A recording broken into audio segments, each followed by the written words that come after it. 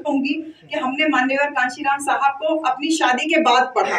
अगर हम शादी से पहले साहब को जान लेते या पढ़ लेते तो शायद हम शादी नहीं करते। हम दोनों पति पत्नी ने ये तय किया कि चलिए शादी तो हमारी हो गई, लेकिन साहब की उस प्रतिज्ञा पे हम आज भी कायम है कि हम अपने नाम पे कोई धन संपत्ति, रुपया पैसा, बैंक बैलेंस, कोई भी मकान वकान कुछ भी नहीं रखेंगे। 17 साल नौकरी करते मुझे हो गया, लेकिन मैंने अपने नाम पे 1 भी रुपए की कहीं पे भी कोई प्रॉपर्टी नहीं खरीदी हुई है। और 13 साल हमारी शादी को भी हो गया, साहब ने अपना घर नहीं बसाया, हमने तय किया कि हम अपना परिवार नहीं बसाएंगे।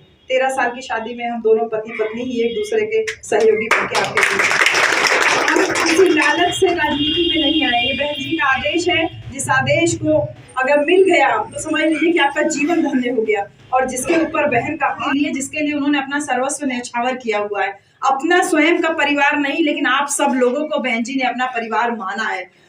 जय भीम, नमो बुद्धाय आप सभी लोगों को। दोस्तों, इस समय हमारी मौजूदगी दीदारगंज विधानसभा क्षेत्र आजमगढ़ में, और हम इस समय आ चुके हैं प्रोफेसर डॉक्टर इंदु चौधरी जी से मिलने के लिए। और बता दें कि आज यहाँ पे आ रहे हैं, उनको बसपा से टिकट मिला है सांसदी का, तो अभी यहाँ पे आने वाली हैं कुछ देर में। तो आप सभी लोगों को भी दिखाते हैं, चलिए कंटिन्यू वीडियो में बने रहिए। देख लीजिए सभी लोग वहाँ पर फूल उनको माल्यार्पण करने के लिए खड़े हैं, और देखिए फूल लेकर वहाँ पे।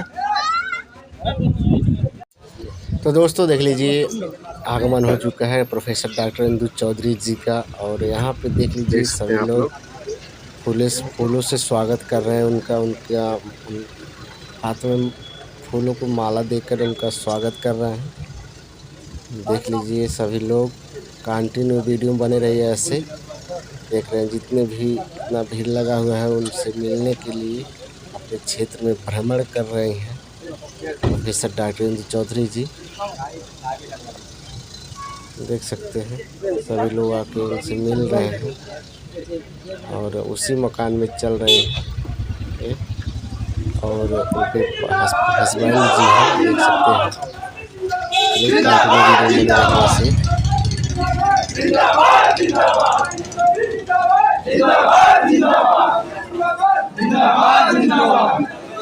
चाहूंगा बाबा साहब और मानव साहब के चित्र फूल अंकित करो।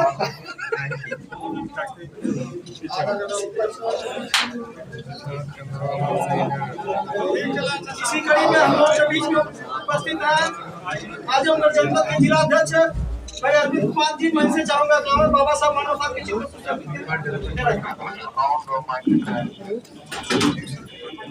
को नमन करती हूँ।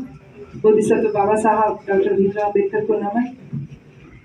हम सबके जननायक मान्यवर श्री कांशीराम जी को नमन।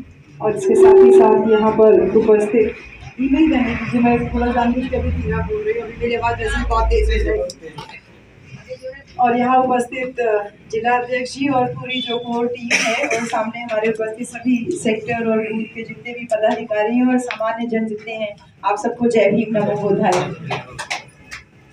एक चीज ध्यान रखिएगा, मैं कोई नेता नहीं हूँ, ठीक है।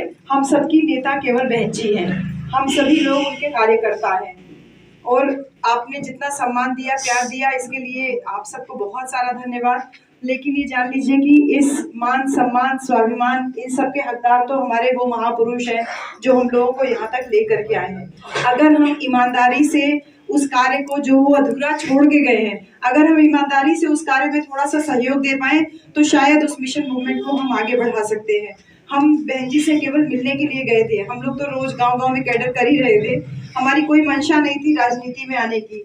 हम तो सिर्फ मिलने के लिए बहन जी से गए थे। और उस बातचीत में करीब 1.5 से 2 घंटा बातचीत के दौरान बहन जी ने कहा कि आप लोकसभा लड़ जाइए लालगंज की। अब बहन जी का अगर कोई आदेश होगा तो गर्दन नाम में तो नहीं जाएगी ना आपका।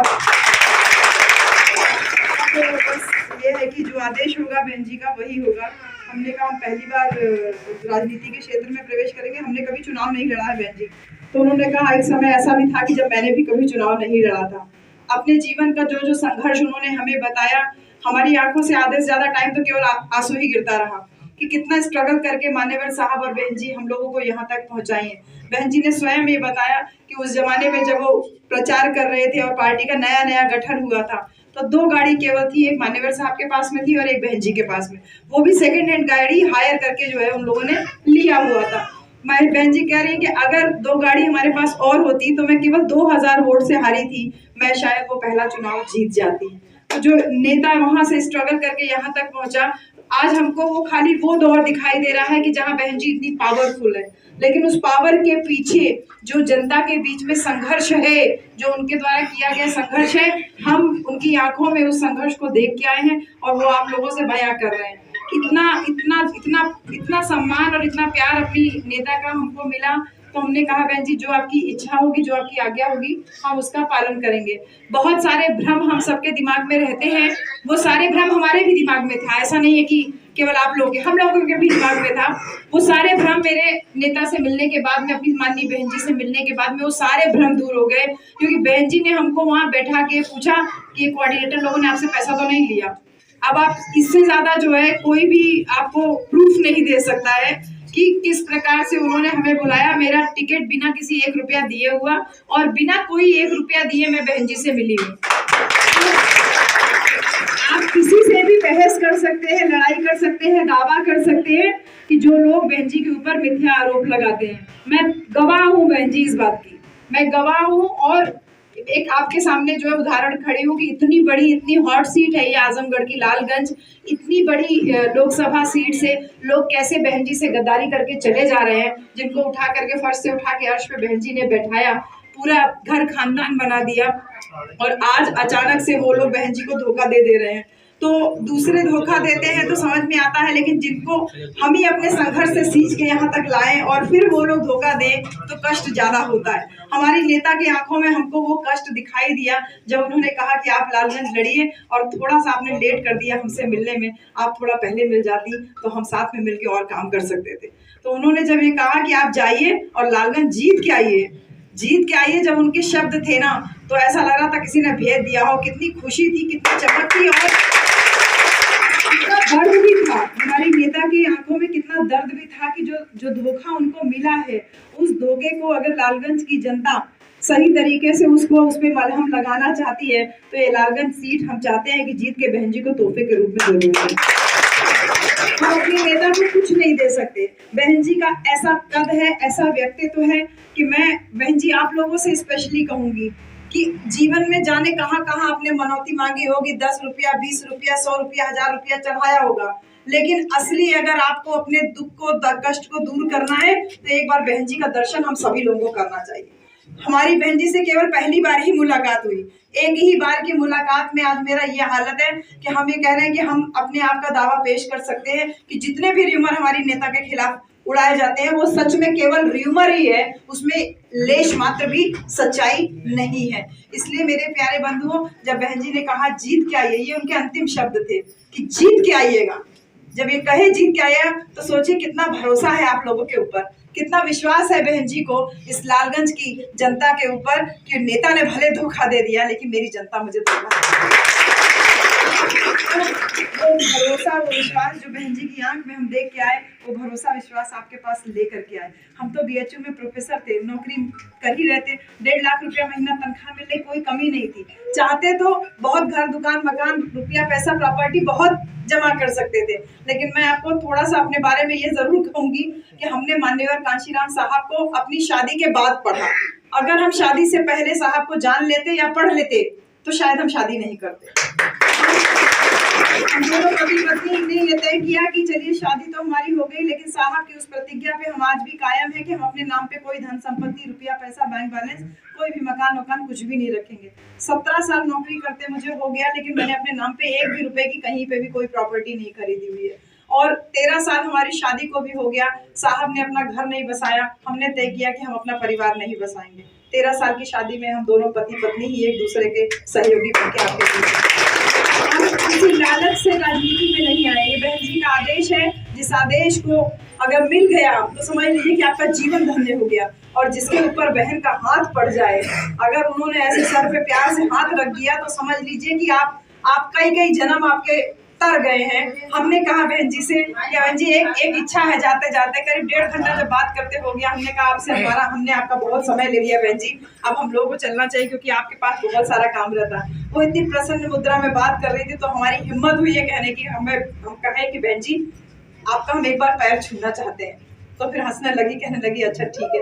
फिर हम ऐसे आए, ऐसे पैर छूने के लिए, भैया जैसे आप बैठे ऐसे बहन जी बैठी थी और हम इधर से आए। जब बहन जी का हमने पाँव छुआ तो बहन जी ने ऐसे टेबल पे हाथ लगा लिया, ऐसे कोने पे हाथ लगा लिया कि अरे थोड़ा बच के, कहीं कोना ना लग जाए आपके सर में।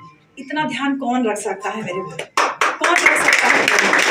हमारी नेता ध्यान रख सकती है। हमारे साथ 4 लोग गए थे, हम थे, हमारे हस्बैंड थे, छोटी बहन और उसके हस्बैंड, 4 लोग गए थे। जब हम लोग चारों बारी बारी से पैर ढके, ऐसे ऐसे उन्होंने कोना पकड़ लिया। ऐसी नेता से कैसे कोई बगावत कर सकता है? ऐसी नेता के साथ कोई कैसे धोखा कर सकता है? जिसके अंदर इतना ममता बहन जी, इतना प्यार, इतना प्रेम, इतना समर्पण, इतना त्याग कर दिया पूरा जीवन। हम तो कुछ भी नहीं है, उनके पाँव की धूल के बराबर भी नहीं है। हम जो बोल रहे हैं एकदम 100% सत्य बोल रहे हैं भैया। हम क्योंकि टीचर हैं, झूठ बोलना अपने बच्चों को ना हम सिखाते हैं और ना हम खुद झूठ बोलते हैं। एकदम ऑथेंटिक बातें करते हैं, जितना किताब से पढ़ करके बच्चों को बताया जाता है उसी तरीके से जो हम वहां से मिल के आए वो सारी बातें आप लोगों को बता रहे हैं। कि इतना प्रेम स्नेह बहन जी के अंदर है अपनी इस जनता के लिए, जिसके लिए उन्होंने अपना सर्वस्व न्यौछावर किया हुआ है। अपना स्वयं का परिवार नहीं, लेकिन आप सब लोगों को बहन जी ने अपना परिवार माना है। तो उस परिवार के नाते हम नेता नहीं है, नेता हमारी केवल बहन जी हैं। उस परिवार के नाते इस परिवार की जिम्मेदारी बनती है कि हमारे परिवार की जो मुखिया है, हमारे समाज की जो बेटी है, जो इतनी जो है बलशाली है कि एक विधायक होने के बावजूद पूरा विपक्ष उसकी तरफ मुंह ताक रहा है कि अगर बहन जी हाँ करे तो हम प्रधानमंत्री की पोस्ट की जो है लड़ाई लड़ सकते हैं। इतना शक्तिशाली किसी का भी नहीं है, किसी का भी नहीं है। और ये कोई महिमा मंडल नहीं है, ये मेरी आंखों देखी है। और मैं आप सब लोगों को कभी ऐसा मौका जरूर लगेगा, बहन जी से हमने कहा भी था, ये बात भी हुई कि एक रैली हमारे क्षेत्र में जरूर होनी चाहिए। तो हम ये प्रयास कर रहे हैं कि वो रैली इस बार लालगंज क्षेत्र में हो, क्योंकि हमेशा आजमगढ़ में होती है।